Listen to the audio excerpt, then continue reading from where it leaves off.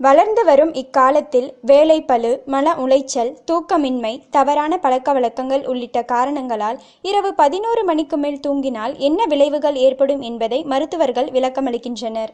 மனிதன் தோன்றியது முதல் தற்போது வரை மனிதர்கள் இயற்கையை சார்ந்துதான் உயிர் வாழ்ந்து கொண்டிருக்கிறார்கள். மூச்சுக்காற்று, தண்ணீர், வெப்பம், உணவு உள்ளிட்ட அனைத்தும் இயற்கையில் இருந்துதான் நமக்கு கிடைக்கின்றன.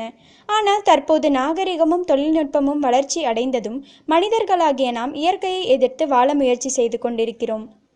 மின்சாரம் கண்டுபிடிக்காத காலத்தில் நாம் அனைவரும் இரவு 7-8 மணிக்கெல்லாம் தூங்க சென்று விடுவோம்.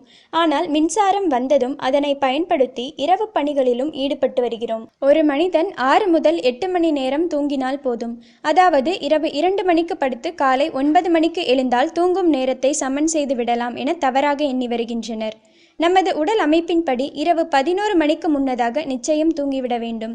ஏனெனில் சூரியன் உதிக்கும் போது அந்த வெப்பத்தில் நமது உடலில் சில ஹார்மோன்கள் சுரக்கும். சூரியன் அஸ்தமனம் ஆன பின்னர் இரவு நேரத்தில் சில ஹார்மோன்கள் நமது உடலில் சுரக்கும்.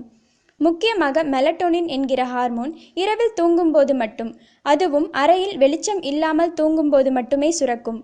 இந்த மெலட்டோனின் ஹார்மோனை செயற்கையாக எந்த மாத்திரை கொண்டும் சாப்பிட்டு சுரக்க வைக்க முடியாது.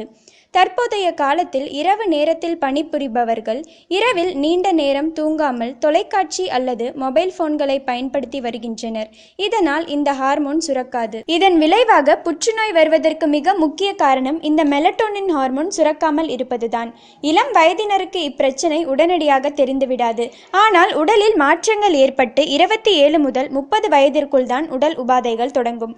முதலில் செரிமான கோளாறு, வாயு தொல்லை என தொடங்கி 35 வயதிற்கு பிறகு இது முற்றிய நிலையில் 40 வயதிற்கு மேல் புற்றுநோயாகவும் மாற வாய்ப்புள்ளது. எனவே புற்றுநோய் உள்ளிட்ட பல்வேறு நோய்களை ஆரம்பத்திலேயே தவிர்க்க இரவு 11 மணிக்கு முன்னதாகவே படுக்கைக்கு சென்று தூங்கிவிடுவது மிகவும் சிறந்தது.